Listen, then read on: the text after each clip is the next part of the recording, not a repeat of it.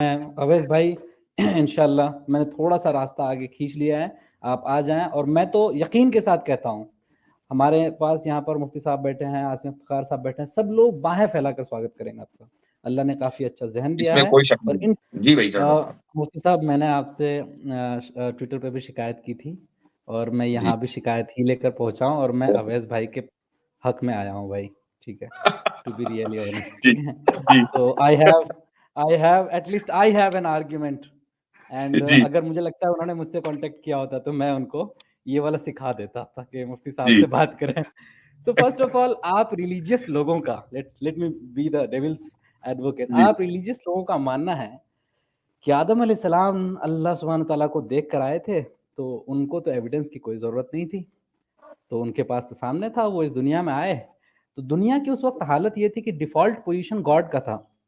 अब बेचारे शैतान को खासी मेहनत करनी पड़ी, और शैतान ने एविडेंसेस दिए, जिसके बाद दुनिया में एविल आया और फिर नॉन गॉडलीनेस फैला, फिर दुनिया में जाहिलियत आ गई।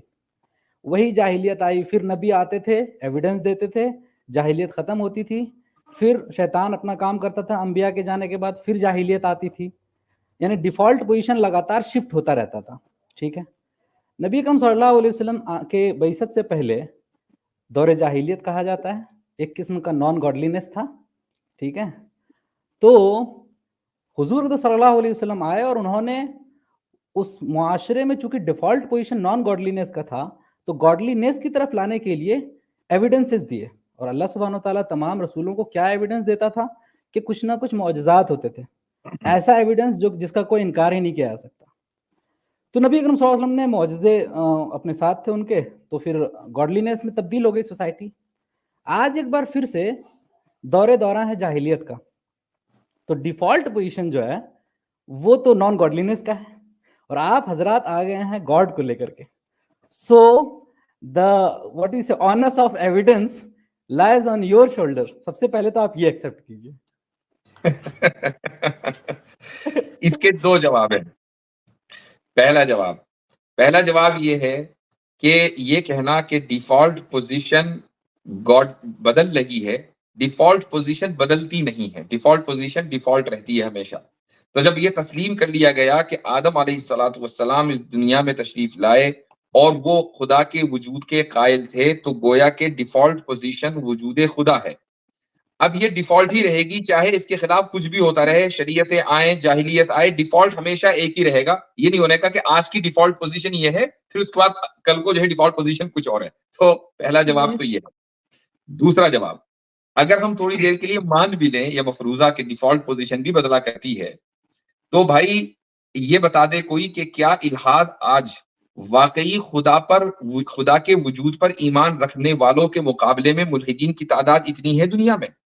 यानी अगर हम ये देखें कि जो किसी न किसी रिलीजन में बिलीव करते हैं, सिर्फ अगर हम मुसलमानों को ही ले लें, तब भी इतने मुल्हिदीन नहीं है जितने मुसलमान हैं। ईसाइयों को ले लें, इतने मुल्हिद नहीं है जितने ईसाई हैं, इतने मुल्हिद नहीं है जितने हिंदू हैं। अगर आप हिंदू, मुस्लिम, ईसाई इन तीनों को, चूंकि बड़ो इन तीनों की तादाद बहुत ज्यादा, एक कर लें तो भाई 90% तो दुनिया में यही लोग हैं। अब बचा कौन? बड़े अफसोस की बात है, अब मैं क्या करूं। एक और तीर है, आखिरी तीर। जी कोई बात नहीं। अच्छा मुफ्ती साहब, आपने एक दलील दी थी, पहली दलील जो आपकी थी बड़ा ही स्ट्राइकिंग था कि जो है अगर खुदा नहीं होता, कोई कॉन्शियस बॉडी नहीं होती, तो एविल और गुड दोनों चीज़ें एग्जिस्ट नहीं करती। और अगर मैं गलत तो नहीं बोल रहा हूँ, मतलब खुदा के होने की वजह से दोनों चीज़ें एग्जिस्ट करती है, बहुत चीज और एग्जिस्ट खुदा करती है। ना होता तो दोनों में से कोई एक चीज़ एग्जिस्ट करता। जी लेकिन मुझे तो अदर वे अराउंड लगता है, अवैस भाई की तालीमात को मैं अगर मद्देनजर रखूं, तो वो ये है कि जब रैंडम म्यूटेशंस हो रहे थे और रैंडमली ब्लाइंड और वो सारी चीजें हो रही थी, तो ब्लाइंड में ही तो खतरा है कि कभी कोई हाथ इधर डाले, कभी उधर डाले, रैंडम म्यूटेशन में कुछ से कुछ होता जाए। उसी गड़बड़ी में कहीं गुड आ गया, कहीं बैड आ गया, कहीं गुड और बैड के बीच में ग्रे लाइन आ गया। ऐसे तो इम्कानात दिखते हैं, लेकिन अगर कोई कॉन्शियस बॉडी हो तो वो भला अपने डिजाइन में जो है कमियां क्यों कर डाले। कोई अगर कॉन्शियस बॉडी हो तो कोई भी मखलूक वो क्यों कर बनाए जिसमें कमियां हो, जिसमें परेशानियां हो, और ख़ास तौर से वो ज़ाते बारी ताला جو اتنا عظیم ہے کہ ان کے اندر کوئی خامی ہی نہیں ہے, وہ بھلا کیوں کر کم سے کم ایویل کو کریٹ کرے. حالانکہ کریٹ کرنا برا نہیں ہے, لیکن at the end of the day دیکھا جائے تو نہ تو کریٹ ہوتا اور نہ ہی ایویل کا کوئی پریکٹس کرتا. تو پتہ چلتا ہے کہ کانشیسنیس کی والی باڈی ہوتی تب بھلے بات یہ ہوتی کہ ایویل اور گڈ دونوں میں سے کوئی ایک چیز ایگزسٹ کرتا, اور چونکہ کانشیس باڈی ایگزسٹ نہیں کرتی ہے, دیٹس وائی دونوں چیزیں ایگزسٹ کرتی ہیں. کاش کہ اویس بھائی آپ سے رابطہ کر لیتے تو کچھ تو ڈیبیٹ میں کچھ ذرا سا مزہ آتا. یہ جو میں جورنو بھائی کو بولنا چاہوں گا اس کے بارے میں جو کہہ رہے ہیں. تو بیسیکلی رینڈمنس کا جو آپ نے بتایا, رینڈمنس میں یہ ممکن ہی نہیں ہوتا کبھی, کہ آج تک کبھی ایک مشاہدہ یا ایک انسان یہ بات مان بھی نہیں سکتا کہ رینڈمنس ہو اور وہاں جو ہے وہ کوئی چیز پروڈکٹیو ہو جائے, کوئی ایسی چیز ہو جائے جس چیز کو آپ کوئی ایک اچھے سراہ سکیں یا کچھ کہہ سکیں کہ ہاں یہ کوئی چیز ہے, واقعتاً کوئی چیز ہے. تو رینڈمنس میں ایسا کچھ ہوتا ہی نہیں کبھی. یعنی رینڈمنس کہتے ہی اسی چیز کو ہے کہ جہاں تباہی اور بربادی کا سارا یعنی کہ سلسلہ ہو, اس کو ہی رینڈمنس کہتے ہیں. ٹھیک ہے. اس کے بعد دوسری بات آپ نے یہ کہی کہ اگر کانشیسنیس ہوگا تو یہ ساری چیزیں نہیں ہو سکتی. دیکھیں صرف رینڈمنس کی وجہ سے یہ دو چیزیں نہیں ہے نا, صرف اتنا مسئلہ نہیں ہے کہ یہ دو چیزیں وجود رکھتی ہیں. یہ دو چیزیں ایک دوسرے کے ساتھ وجود رکھتی ہے, پیرلل وے میں رکھتی ہے. تو گویا کہ اس میں ایک تیسرا اینگل بیلنس کا بھی ہے, اور بیلنس کے آنے کے ساتھ پیرلل وے میں ایگزسٹ کرنے کے ساتھ گویا کہ اب یہاں کانشیسنیس, ول اینڈ پاور, تین, ایک چیز نہیں, اب تین چیز چاہیے. جی صرف کانشیسنیس نہیں, ول بھی چاہیے اور پاور بھی چاہیے, کہ آپ دونوں کو ایک بیلنس وے میں جو ہے وہ وجود میں رکھ سکیں. نہ آپ کے جواب سے متفق نہیں ہوں, مفتی صاحب بولیں گے تبھی جاؤں گا میں. اچھا دیکھیں, میں دوسرے انداز سے کہتا, بات وہی ہے, اور وہ یہ کہ یہ آرگیومنٹ آپ کا تھوڑی دیر کے لیے اس وقت ویلڈ ہوتا اگر ہم یہ تسلیم کر لیتے کہ شر یا ایول صرف اور صرف سبجیکٹو ہی ہو سکتا ہے, آبجیکٹو نہیں ہو سکتا.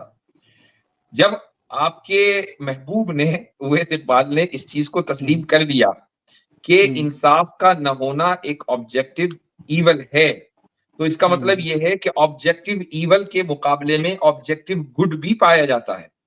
تو گویا کہ آبجیکٹو مورالٹی وجود رکھتی ہے, اور رینڈم میوٹیشن کے نتیجے میں آبجیکٹو مورالٹی وجود نہیں رکھ سکتی, یہ پاسبل نہیں ہے.